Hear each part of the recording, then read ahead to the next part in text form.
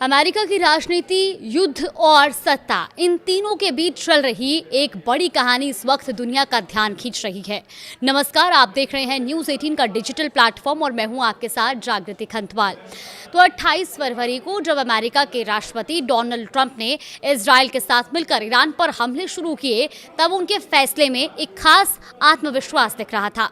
माना यह जा रहा था कि वो पहले से वेनेजुएला में की गई कार्रवाई से उत्साहित थे और उन्हें लगा कि ईरान के खिलाफ ये अभियान भी ज्यादा मुश्किल नहीं होगा। लेकिन जैसे जैसे दिन बीतते गए, हालात बदलने लगे और कुछ ही दिनों में ये साफ होने लगा कि ये संघर्ष उतना आसान नहीं है जितना शुरू में समझा गया था। एक तरफ ईरान था जिसके पास खोने के लिए सीमित चीजें थी, वहीं दूसरी तरफ अमेरिका था जिसकी अर्थव्यवस्था और राष्ट्रपति की राजनीतिक साख दोनों दांव पर लग चुकी थी। अब युद्ध लंबा खिंचता गया और आखिरकार छठे हफ्ते में दोनों देशों ने थक हार कर बातचीत का रास्ता चुन लिया। युद्ध विराम की घोषणा हुई। अब ईरान में इस युद्ध विराम के बाद जश्न का माहौल है, लेकिन अमेरिका में तस्वीर बिल्कुल अलग है। यहाँ राजनीतिक विवाद थमने का नाम नहीं ले रहा। एक रिपोर्ट के मुताबिक 85 से ज्यादा डेमोक्रेट सांसदों ने राष्ट्रपति डोनाल्ड ट्रंप को पद से हटाने की मांग की है। ये संख्या अपने आप में बड़ी है, क्योंकि इतने व्यापक स्तर पर विपक्ष का दबाव पहले कभी नहीं देखा गया था। सिर्फ यही नहीं, अमेरिका में एक और नैरेटिव भी जोर पकड़ रहा है। कुछ लोग ये मान रहे हैं कि ईरान के साथ ये युद्ध असल में एप्स्टीन फाइल से जुड़े गंभीर आरोपों से ध्यान हटाने के लिए शुरू किया गया था। हालांकि इस दावे की पुष्टि नहीं हुई है, लेकिन राजनीतिक माहौल को ये और ज्यादा गर्म जरूर कर रहा है। अब सवाल ये उठता है कि आखिर राष्ट्रपति को हटाने की मांग इतनी तेज क्यों हो रही है। दरअसल ईस्टर के मौके पर राष्ट्रपति डोनाल्ड ट्रंप ने सोशल मीडिया पर एक बेहद गुस्से भरा और आपत्तिजनक पोस्ट किया। इस पोस्ट के बाद न सिर्फ विपक्ष बल्कि अमेरिका के भीतर भी कई लोग उनकी भाषा और व्यवहार पर सवाल उठाने लगे।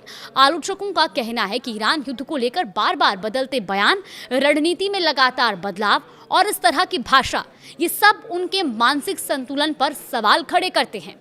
इसी वजह से अब अमेरिकी कांग्रेस में 25वें संशोधन की धारा 4 लागू करने की मांग तेज हो गई है। अब समझते हैं कि ये 25वां संशोधन आखिर है क्या। देखिए, अमेरिकी संविधान का 25वां संशोधन राष्ट्रपति और उपराष्ट्रपति से जुड़े विशेष हालातों को संभालने के लिए बनाया गया है। इसमें 4 प्रमुख धाराएं हैं। धारा 1 कहती है कि अगर राष्ट्रपति की मृत्यु हो जाए, वो इस्तीफा दे दें या उन्हें हटा दिया जाए, तो उपराष्ट्रपति पद पूर्ण रूप से राष्ट्रपति बन जाता है। धारा 2 के तहत अगर उपराष्ट्रपति का पद खाली हो जाए तो राष्ट्रपति एक नए नाम का प्रस्ताव देते हैं, जिसे कांग्रेस की मंजूरी मिलना जरूरी होता है। अब धारा 3 कहती है कि व्यवस्था देती है कि अगर राष्ट्रपति खुद को अस्थायी रूप से अक्षम महसूस करते हैं तो वो स्वेच्छा से अपनी शक्तियां उपराष्ट्रपति को सौंप सकते हैं। लेकिन सबसे ज्यादा चर्चा में है धारा 4। दरअसल इस धारा के तहत उपराष्ट्रपति और कैबिनेट के बहुमत यानी कि 15 में से कम 8 सदस्य लिखित रूप में ये घोषणा कर सकते हैं कि राष्ट्रपति अपने कर्तव्यों का निर्वहन करने में सक्षम नहीं है। ऐसी स्थिति में उपराष्ट्रपति तुरंत कार्यवाहक राष्ट्रपति बन जाता है। हालांकि अगर राष्ट्रपति इस फैसले को चुनौती देते हैं और कहते हैं कि वो पूरी तरह से सक्षम है, तो मामला कांग्रेस में जाता है और वहां उपराष्ट्रपति और कैबिनेट को 2/3 बहुमत से ये साबित करना पड़ता है कि राष्ट्रपति वास्तव में अक्षम है। अब यही वजह है कि ये प्रक्रिया आसान नहीं मानी जाती, लेकिन मौजूदा हालात में इसे एक विकल्प के तौर पर देखा जा रहा है।